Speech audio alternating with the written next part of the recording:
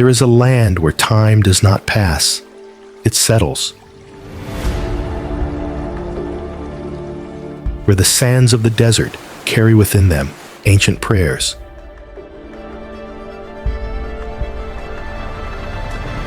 Where the Nile is not just a river, but the sacred lifeblood that once sustained a civilization before which Egypt itself once bowed.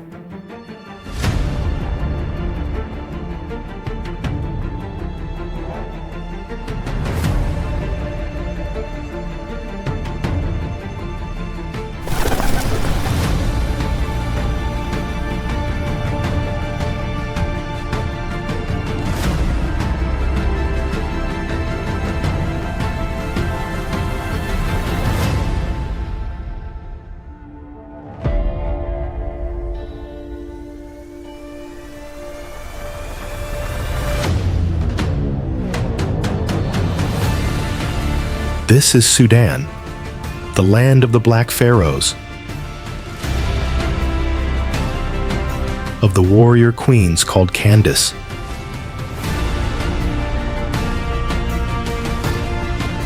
of the silent pyramids standing amidst the wind,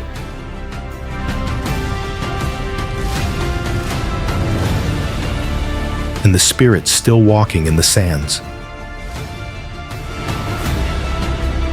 A mysterious, sacred, and powerful world, where civilization, religion, and nature intertwine into the most wondrous story Africa has ever told.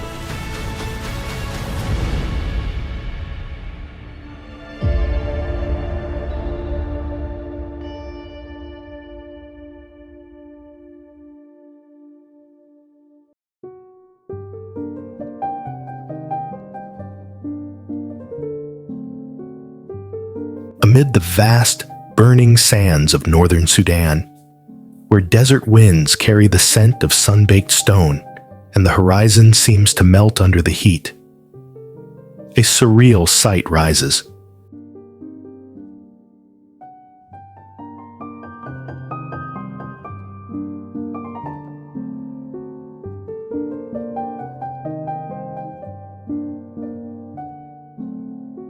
Rows of small pyramids standing close together in infinite silence.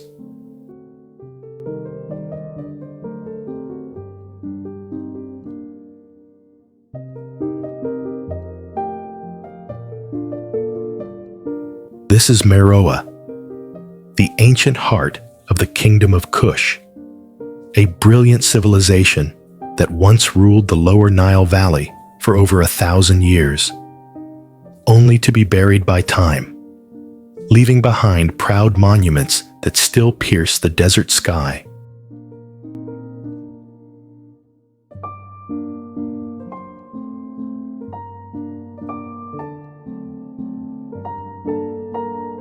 Around the 8th century BCE, when Egypt weakened, the Kushites of Nubia, now northern Sudan, rose to power as a mighty empire.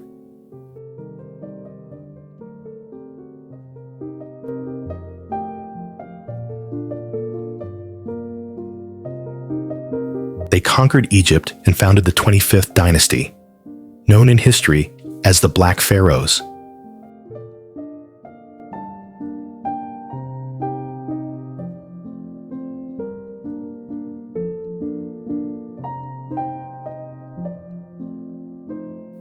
After losing control of the north, Kush withdrew to Meroë, a land rich in iron along the Blue Nile, and made it their new capital.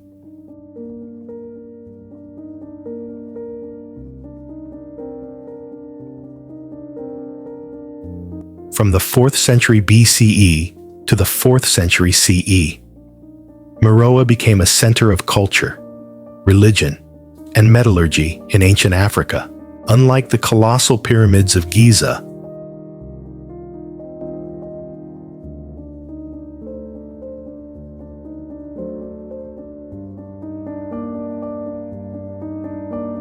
the pyramids of Meroë are smaller but steeper, averaging between 6 and 30 meters tall, built from red sandstone.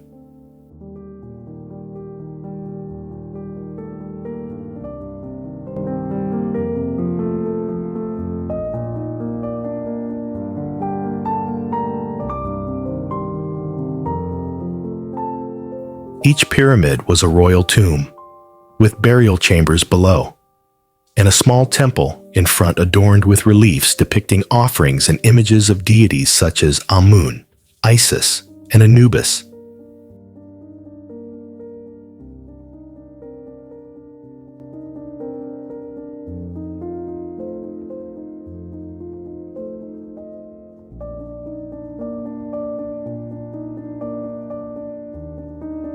Some temples still bear inscriptions in Meroitic script, a mysterious writing system that archaeologists have yet to fully decipher.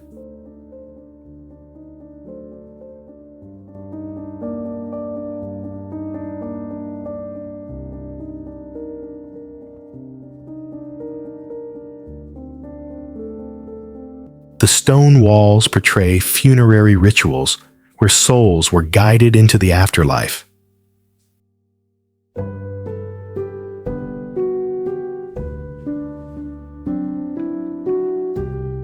Every block, every inscription seems to echo the voice of a civilization that once stood beside Egypt, yet carried the deep, powerful spirit of Black Africa.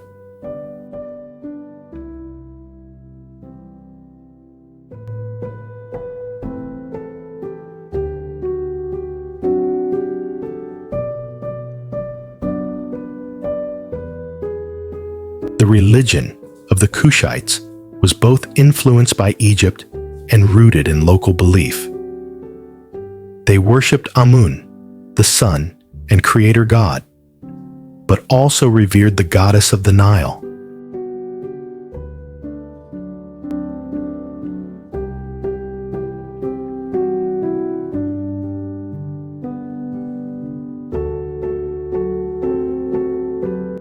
Symbol of fertility and rebirth. In their ceremonies, they offered gold, incense, and precious stones, believing that the soul of the dead would cross the desert to reach the eternal land where light never fades.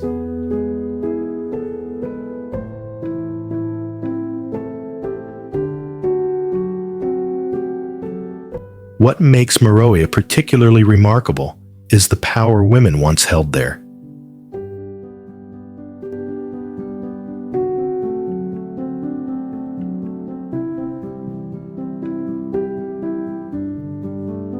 The Candace, or Kandake queens, were true warriors. Some even led armies against Rome, leaving a bold mark in history.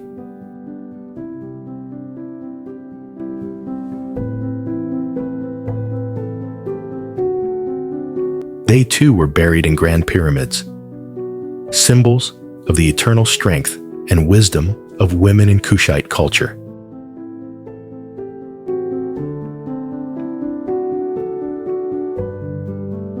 Today, Meroë lies quietly on the edge of the Bayuda Desert, about 200 kilometers from Khartoum.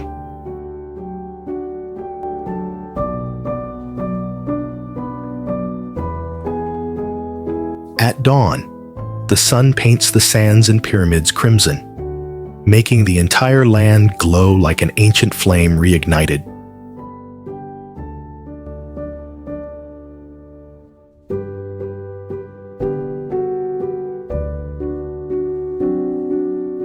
Travelers can reach it by train or off-road vehicle.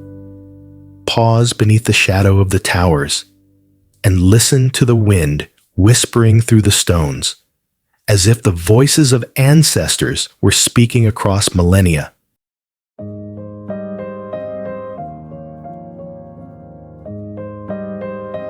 And when sunset falls, the pyramids cast long shadows across the sand, each shadow like a stream of time flowing backward.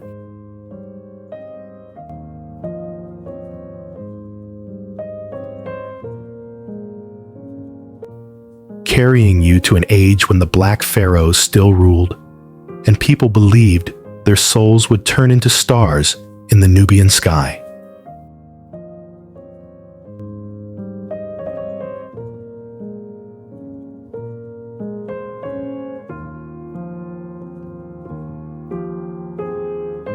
If Meroë is the golden memory of ancient kings, then the Nubian villages along the Nile are its still beating heart, where life moves gently, joyfully, and the fragments of an ancient soul are preserved in radiant colors.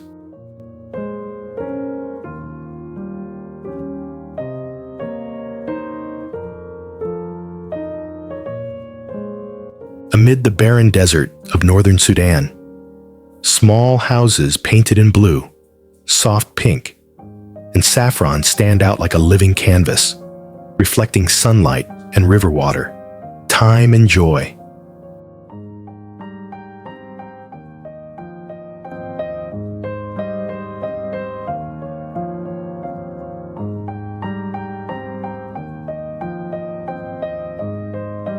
For generations, the Nubian people have lived along the Nile, cultivating the narrow strips of fertile land between the two desert banks.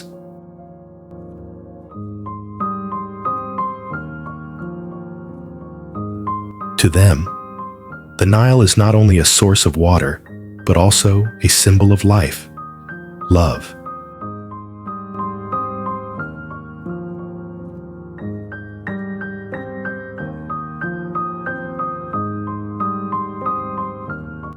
And memory. Every morning, children swim in the cool waters. Every afternoon, felucca sailboats glide by, their shadows rippling on the blue surface.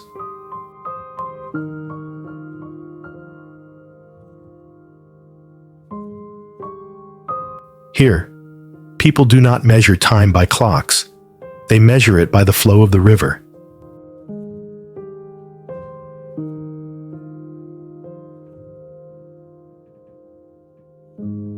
Many legends tell that the Nile is where souls return after death.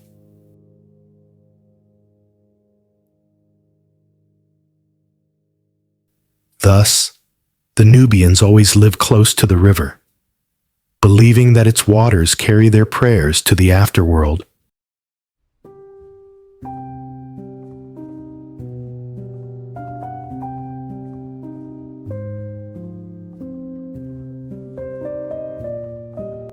At every sunset, when the sunlight turns honey gold, the whole village seems to fall silent. Only the gentle splash of paddles, children's laughter, and the distant sound of drums can be heard, the ancient rhythm of the Kushites that has never faded.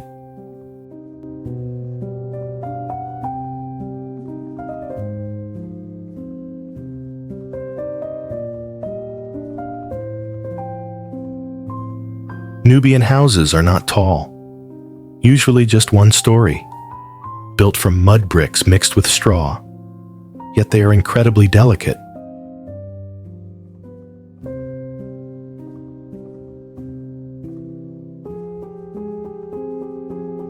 Each house is a work of art, its walls hand-painted with patterns of triangles, spirals, fish eyes, or suns, symbols of protection, prosperity, and faith.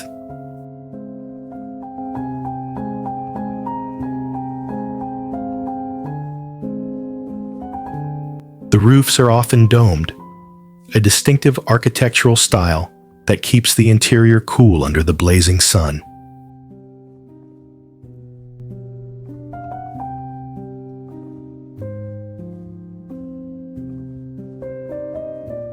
The Nubians love colors as they love life itself.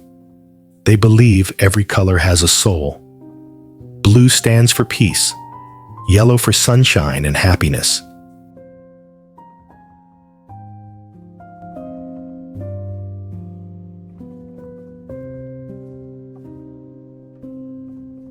Red for strength. When you step into a Nubian village, It feels as if you are walking into a world of color and memory, where every wall knows how to tell a story.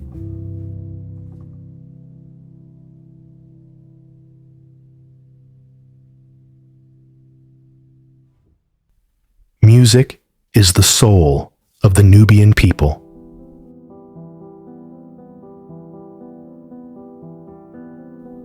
They have traditional dances accompanied by hand drums and the oud, where the sounds seem to rise from the sand and the wind.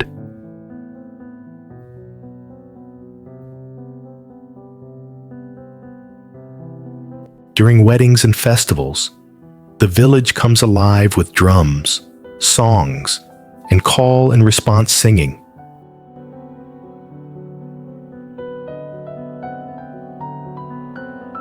While elders tell ancient tales about the Candace queens, the river gods of the Nile, and the heroes who once defended their homeland.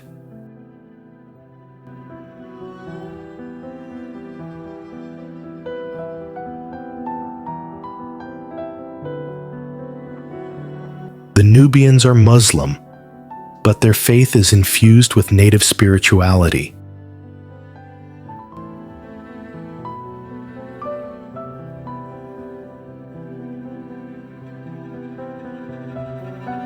Inside their homes, people often hang seashells, the hand of Fatima, or paint the symbol of the evil eye, protective charms meant to ward off bad spirits.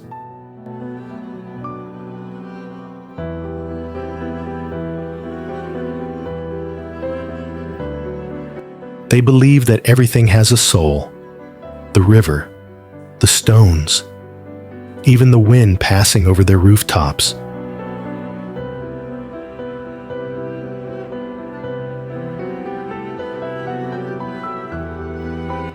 When visiting a Nubian village, travelers are often invited to drink black coffee brewed with ginger and cinnamon, breathing in the gentle smoke from earthen stoves.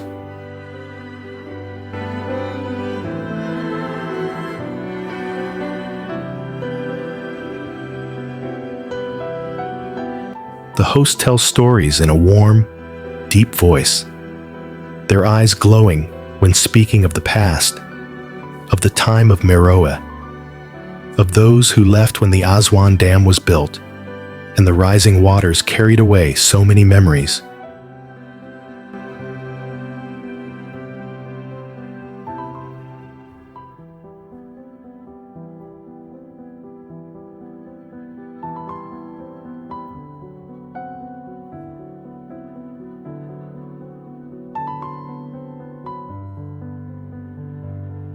After leaving the Nile Valley, filled with ancient echoes of the past, the journey eastward across Sudan opens into a completely different world.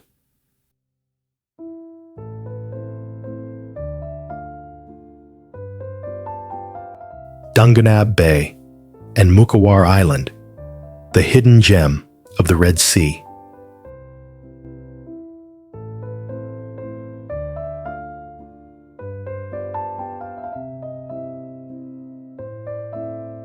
If Meroë tells the story of ancient kings, and the Nubian villages sing the love song of people and river.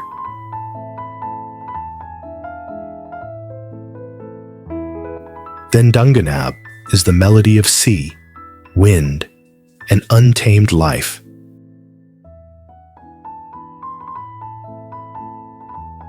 Where Sudan touches the ocean with a purity untouched by time or mass tourism.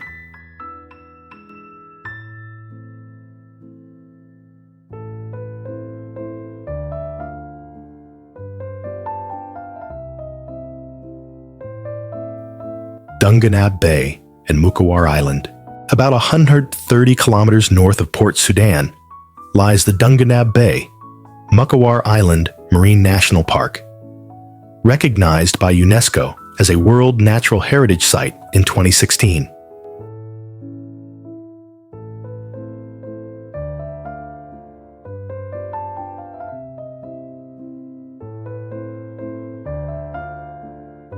The reserve includes a network of islands, sandbanks, coral reefs, and crystal-clear shallow waters.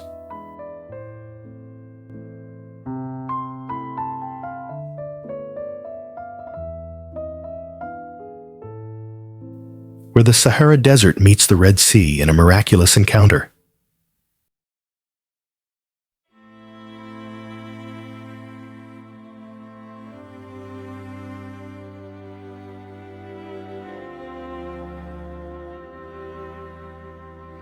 From above, Dunganab appears like a painting of two worlds.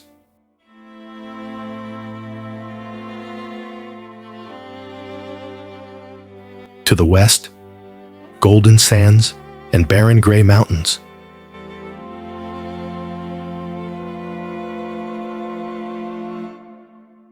To the east, the vast turquoise sea.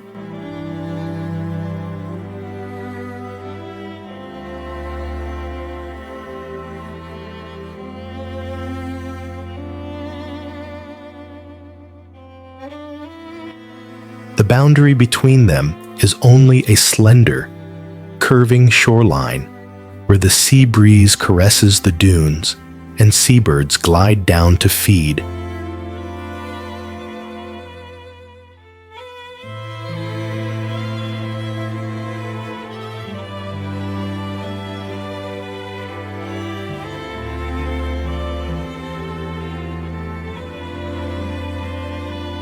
Dunganab is one of the most biodiverse marine regions in Sudan.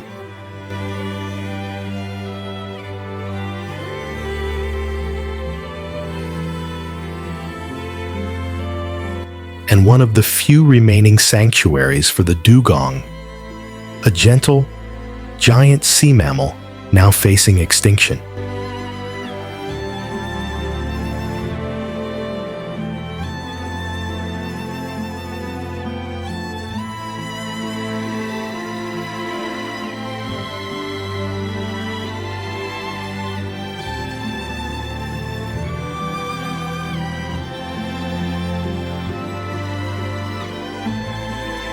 There are also dolphins, sea turtles, whale sharks, rays, octopuses, and hundreds of species of coral and tropical fish.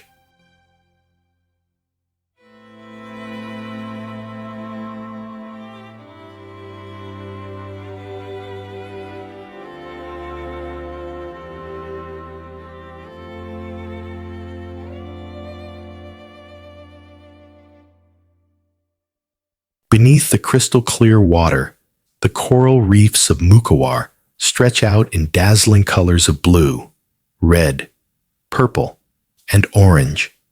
A garden beneath the sea, so pristine it seems to have preserved the shape of thousands of years ago.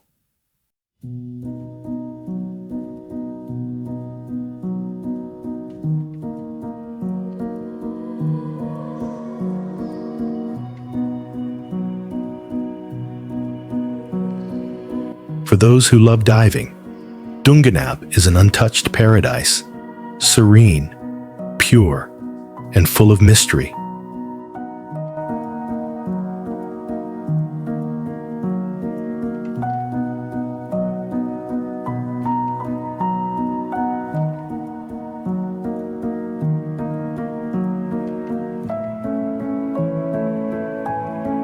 Mukawar Island, the heart of the reserve, is a resting place for migratory birds traveling between Africa and Asia. On the island,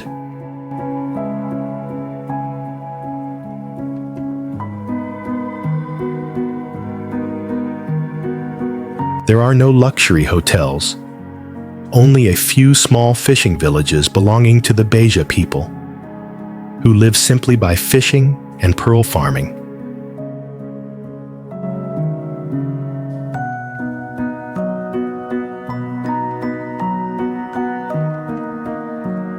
They say that when the tide recedes, the sea withdraws to reveal white, powdery beaches as smooth as crystal.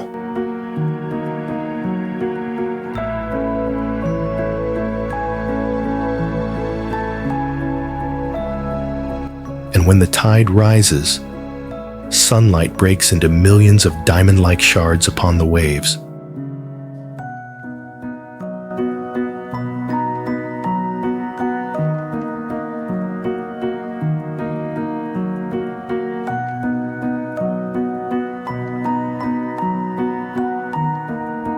At night, the Dunganab sky glows with the Milky Way reflected on the still, mirror-like sea, a sight that makes one feel as though standing between two parallel heavens.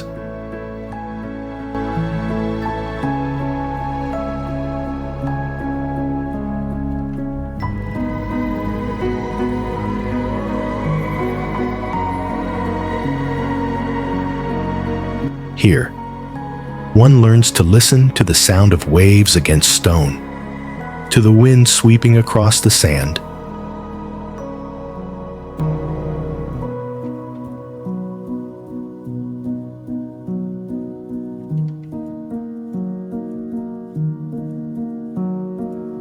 And to realize that whether in the heart of the desert or beneath the ocean, life always finds a way to shine.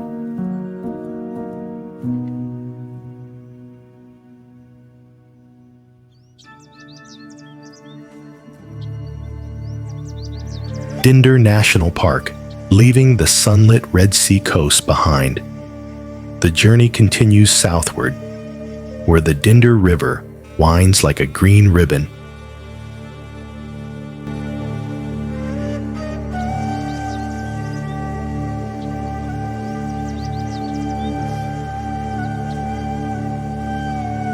Through grasslands and forests. This is Dinder National Park, one of Africa's largest and oldest nature reserves, and the pride of Sudan.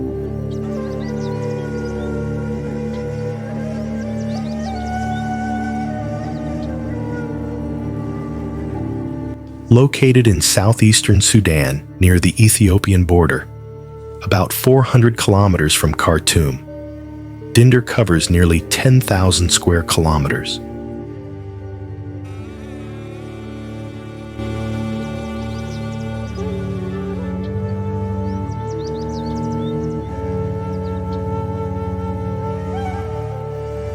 It stretches from the plains of the Blue Nile to the edge of the Ethiopian plateau, encompassing swamps, dry forests, savannas, and seasonal lakes, one of the richest ecosystems in East Africa.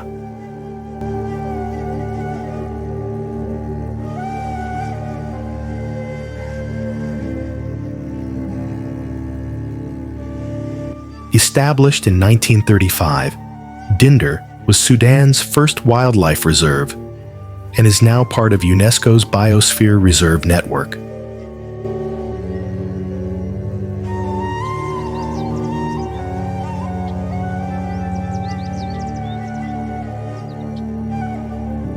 Dinder is often called the Serengeti of Sudan because of its astonishing wildlife diversity.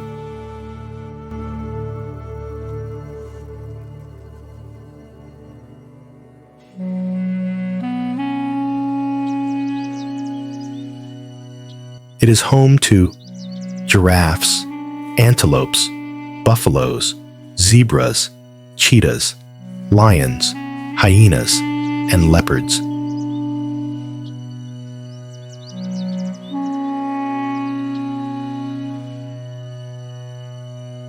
Hundreds of migratory bird species from Europe and Asia, and most notably, Nile crocodiles, the dominant predators of the wetlands.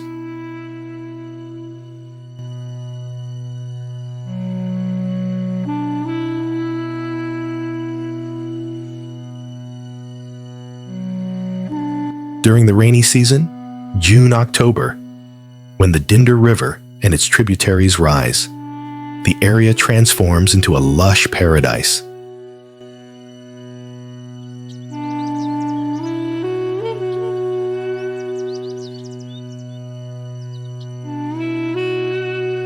Floodwaters return. Wildflowers bloom. Herds of antelopes leap across the plains, and flamingos and white storks blanket the lakes, a scene as vivid as a National Geographic documentary.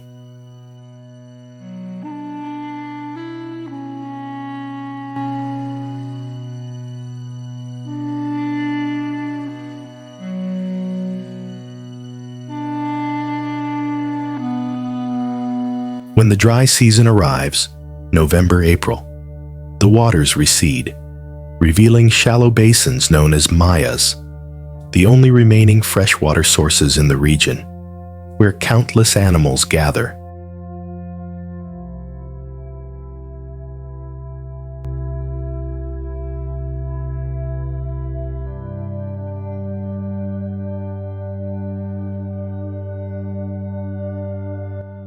The site makes Dindar one of the most exceptional places for wildlife observation, where one can witness the pure, unbroken rhythm of life itself.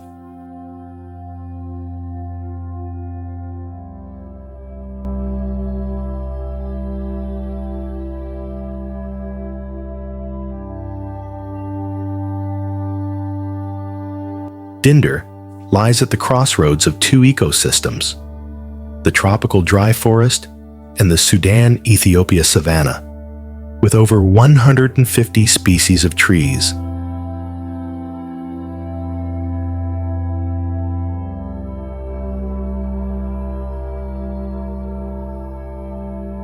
From thorny acacias and desert palms to dense forests of mahogany, each season brings its own face.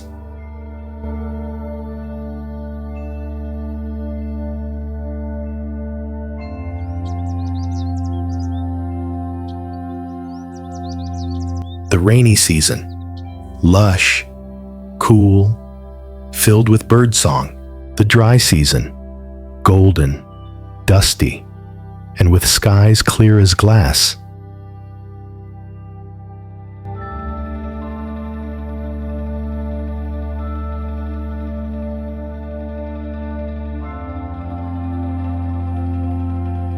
The shallow lakes in the park mirror the vast sky, while forest trails lead to simple camping areas where one can sleep amid the sounds of crickets, the calls of animals, and the moonlight filtering through the trees.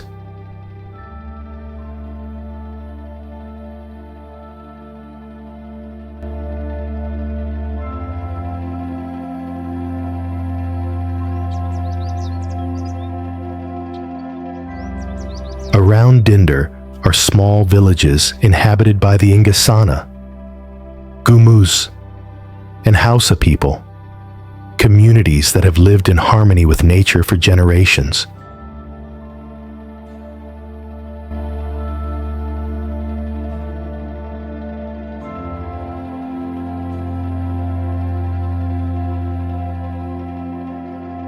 They grow rice, maize, and raise livestock, yet strictly follow environmental protection practices.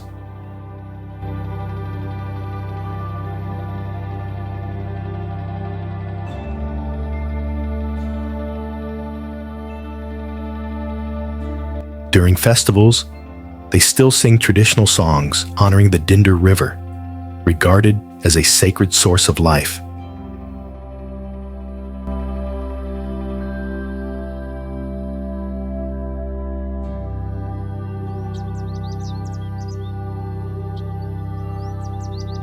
Visitors here can join eco-tours, meet local people, learn to make kisra, a traditional fermented flatbread, or brew strong Sudanese coffee with cinnamon and ginger. Slow, authentic, and deeply soulful experiences.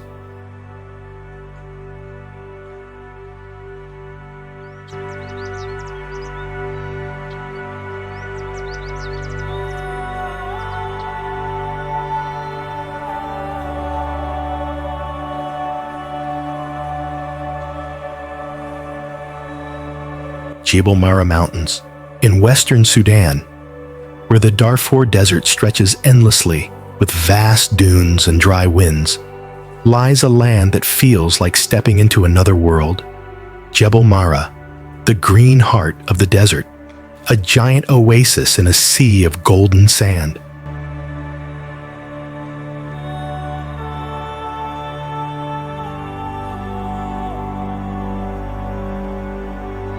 From afar, Jebel Mara appears as a massive mountain range rising out of the wilderness, its slopes covered in forests and clouds. The highest peak reaches 3,042 meters, one of the few places in Sudan blessed with a cool climate year-round, with flowing streams, blooming flowers, and falling rain.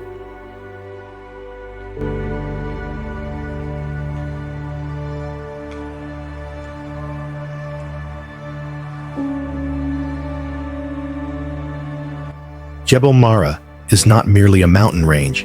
It is an ancient volcanic system formed millions of years ago when lava cooled, leaving behind craters, turquoise lakes, and tall waterfalls hidden among dense forests.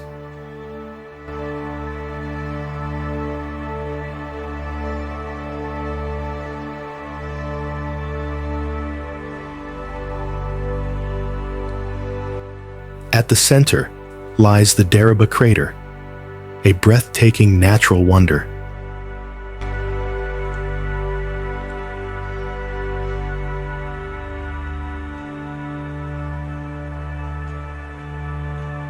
Within its caldera sit two lakes, one freshwater and one saltwater, creating a surreal scene where the sky and clouds reflect perfectly on crystal clear waters.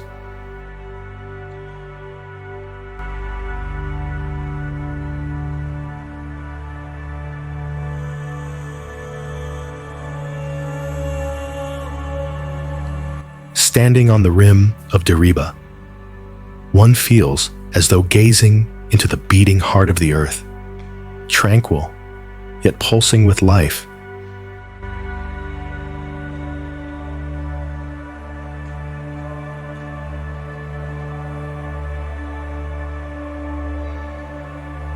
From the slopes, white waterfalls cascade into green valleys, merging with terraced fields and tropical forests.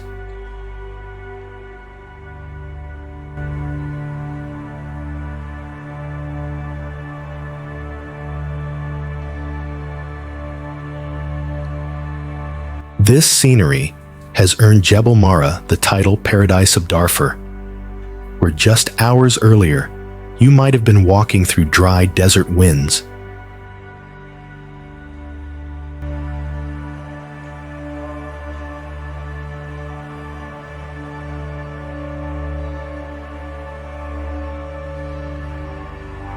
Jebel Mara is the most biodiverse region in Sudan, a unique ecological oasis in the heart of Africa.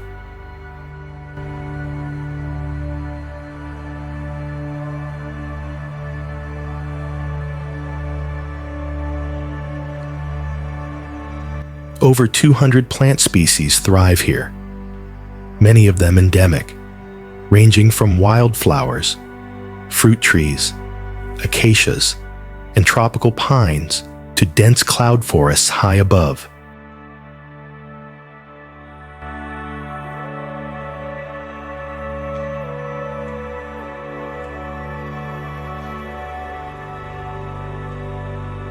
Its wildlife is equally rich.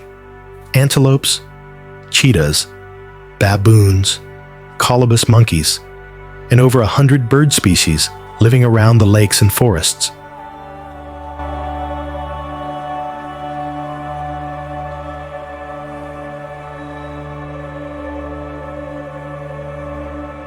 In the highlands, mornings are misty, the air humid and cool like the Ethiopian highlands, a feeling completely unlike the hot, arid image often associated with Sudan.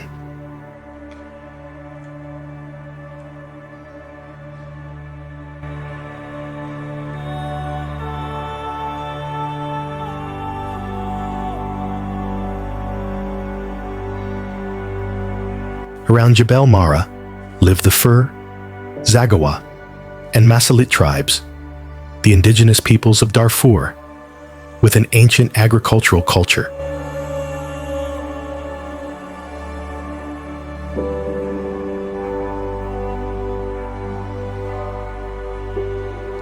The Fur call Jebel Mara Toma, Mother of Water, because from here flow dozens of streams that nourish the lands below.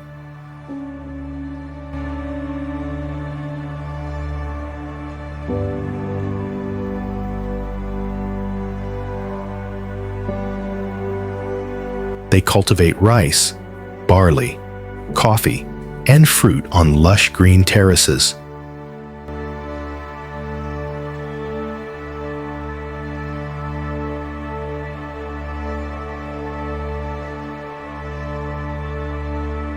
In their spiritual life, the Fur believe that mountains and lakes are the dwelling places of ancestral spirits.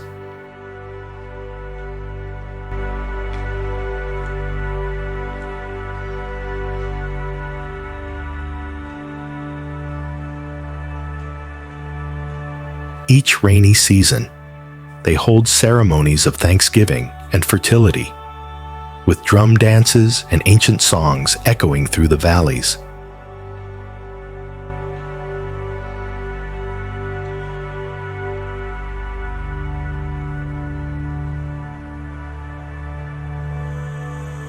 Small earthen villages with thatched roofs dot the mountainsides, surrounded by orchards of apples, oranges, mangoes, and green fields.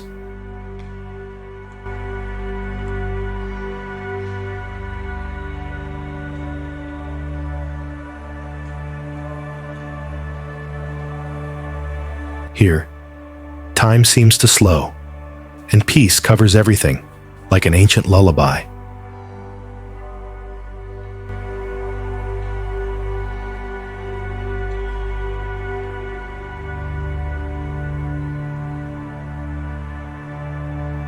Jebel Mara enjoys a temperate climate all year, cool in summer and crisp when winter arrives.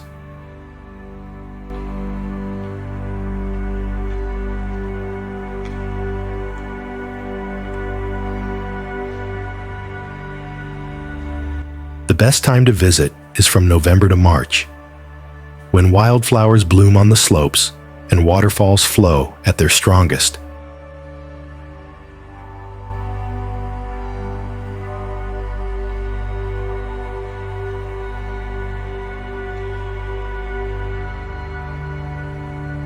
From El Fasher or Nyala, travelers can follow mountain trails leading into the range, stopping at Dariba Lake, Kuru Waterfall, or ancient villages in the Kiringi Valley.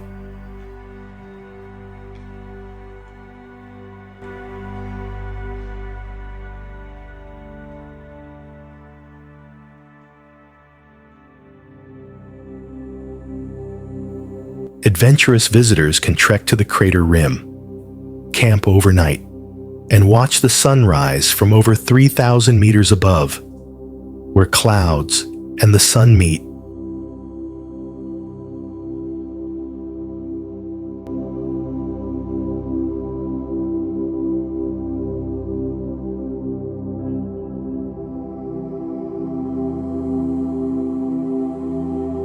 Sudan, a land once radiant with the pyramids of Meroë, the colorful Nubian villages, and the gentle flow of the Nile, is now enduring one of the world's worst humanitarian crises.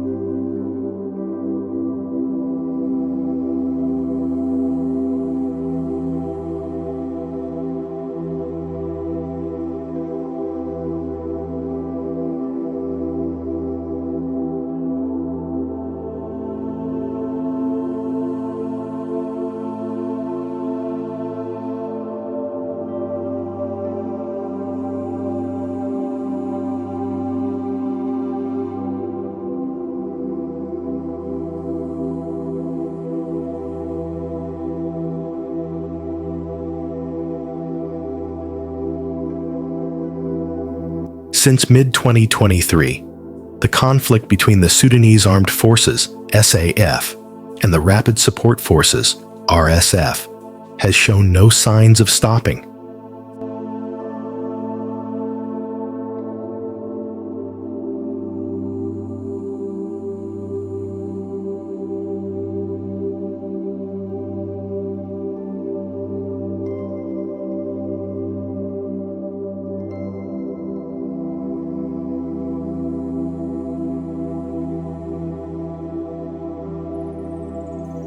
Gunfire has spread across the cities, from the capital Khartoum to Darfur and Kordofan, turning once peaceful lands into ashes.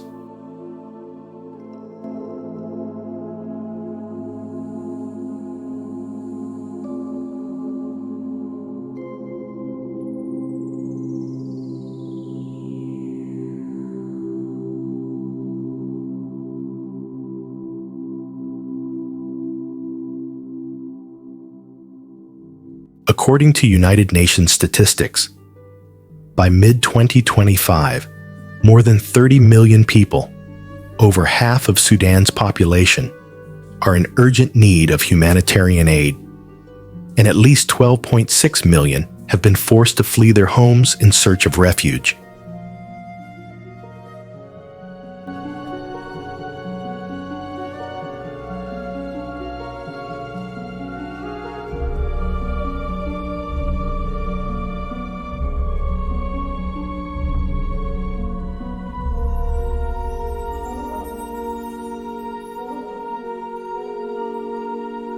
Behind those dry numbers lie millions of stories of loss. Starving children, mothers carrying their babies across the desert, and elders sitting silently before the ruins of their homes.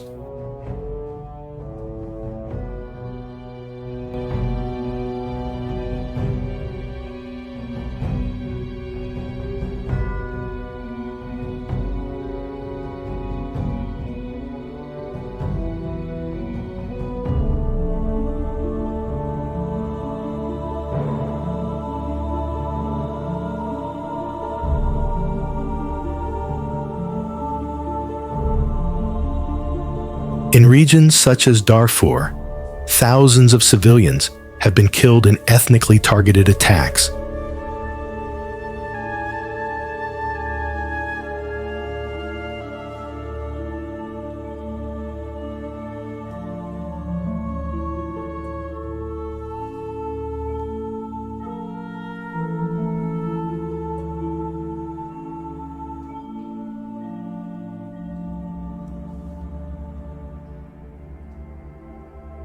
The healthcare system has been severely devastated. Many hospitals have been destroyed or occupied. Cholera, malaria, and measles are spreading rapidly, while famine has been confirmed in several areas.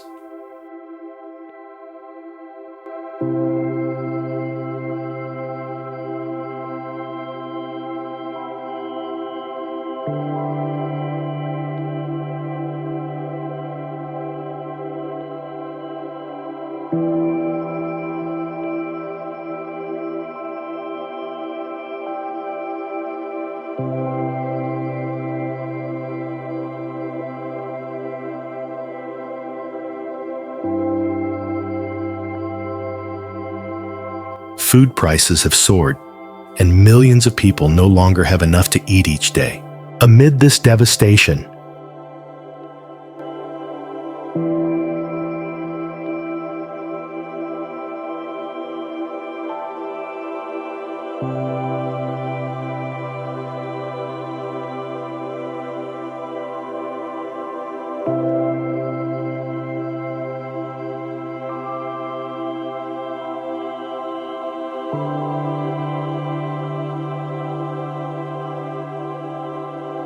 international organizations and relief groups continue their efforts to open humanitarian corridors, delivering medicine, clean water, and food to those in need.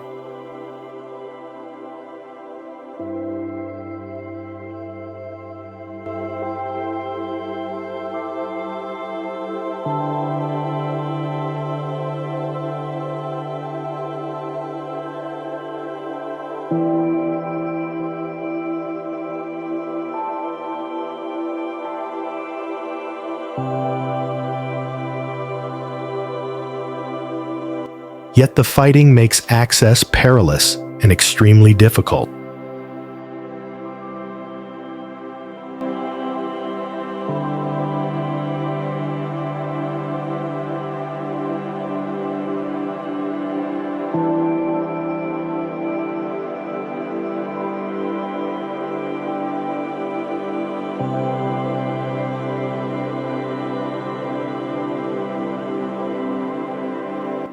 Schools have closed, and more than 1.3 million children are studying in makeshift conditions.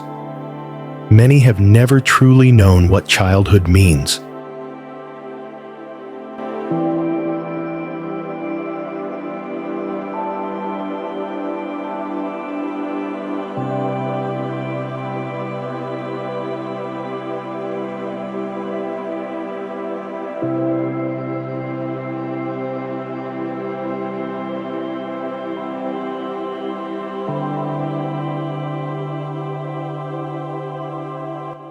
Sudan, once a crossroads of civilizations and faiths, is now bearing humanity's deepest sorrows, loss, hunger, and separation.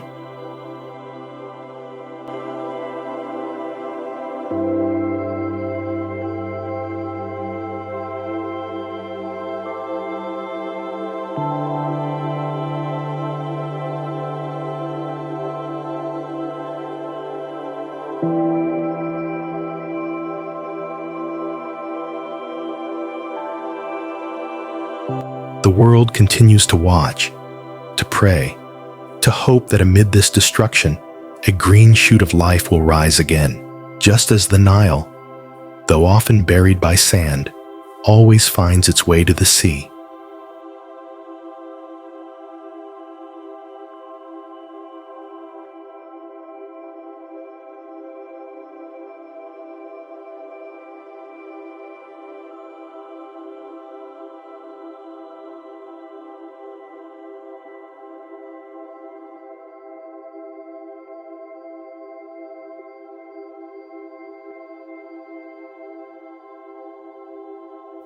May God have mercy on Sudan.